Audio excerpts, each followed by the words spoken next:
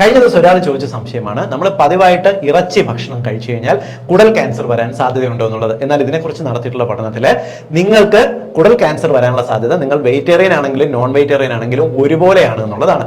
എന്നാൽ red meat കഴിക്കുന്നവരിൽ, അതായത് നിങ്ങൾക്ക് ബീഫ്, മട്ടൺ, പോർക്ക് കഴിക്കുന്നവരിൽ മറ്റു ഇറച്ചി, പ്രത്യേകിച്ച് ചിക്കൻ, മീൻ കഴിക്കുന്നവരെ അപേക്ഷിച്ച് കുടൽ ക്യാൻസർ സാധ്യത ഒരല്പം കൂടുതലായിട്ട് വരുന്നുണ്ടെന്ന് കണ്ടെത്തിയിട്ടുണ്ട്. എന്നാൽ ഈ ഇറച്ചി വിഭവങ്ങൾ പാകം ചെയ്യുന്ന രീതിയാണ് പ്രധാനം. പ്രത്യേകിച്ച് ഇറച്ചി നേരിട്ട് തീയിൽ ചുട്ടെടുത്താണ് കഴിക്കുന്നുണ്ടെങ്കിൽ കുടലിനകത്ത് തുടർച്ചയായി ഇൻഫ്ലമേഷനും നീർക്കെട്ടും ഉണ്ടാകാനും കാലക്രമേണ അതിന് ക്യാൻസർ വരാനുള്ള സാധ്യത ഒരല്പം കൂടുതലാണ്. യഥാർത്ഥത്തിൽ നമുക്ക് കുടൽ ക്യാൻസർ വരാനുള്ള സാധ്യത ഉണ്ടാക്കുന്ന ഘടകം എന്ന് പറയുന്നത് നമുക്ക് പാരമ്പര്യമാണ്. നിങ്ങളുടെ കുടുംബത്തിൽ അച്ഛനോ അമ്മയ്ക്കോ അല്ലെങ്കിൽ ബന്ധുക്കൾക്കോ കുടൽ ക്യാൻസർ സാധ്യത ഉണ്ടെങ്കിൽ നിങ്ങൾക്ക് വരാനുള്ള സാധ്യത കൂടുതലാണ്. രണ്ടാമത്തത് നിങ്ങളുടെ പ്രായമാണ്. 40 വയസ്സിന് മുമ്പുള്ള ആൾക്കാരെ അപേക്ഷിച്ച് 40 വയസ്സിന് ശേഷമുള്ളവരിലെ കുടൽ ക്യാൻസറിന്റെ സാധ്യത ഏകദേശം 5 ഇരട്ടിയോളം വർദ്ധിക്കുന്നുവെന്ന് പുതിയ ചില പഠനങ്ങൾ കണ്ടെത്തിയിട്ടുണ്ട്. മൂന്നാമത്തെ കാരണം എന്ന് പറയുന്നത് നിങ്ങളുടെ പതിവായിട്ടുള്ള സിഗരറ്റ് വലിയും മദ്യപാന ശീലവുമാണ്. അടുത്ത കാരണം നിങ്ങളുടെ ഭക്ഷണത്തിൽ നിങ്ങൾ പച്ചക്കറികളും ഇലക്കറികളും കഴിക്കാതെ നിങ്ങളുടെ കുടലിന് തുടർച്ചയായി ഇൻഫ്ലമേഷൻ ഉണ്ടാക്കുന്ന ഒരു സ്വഭാവ സവിശേഷതയാണ്.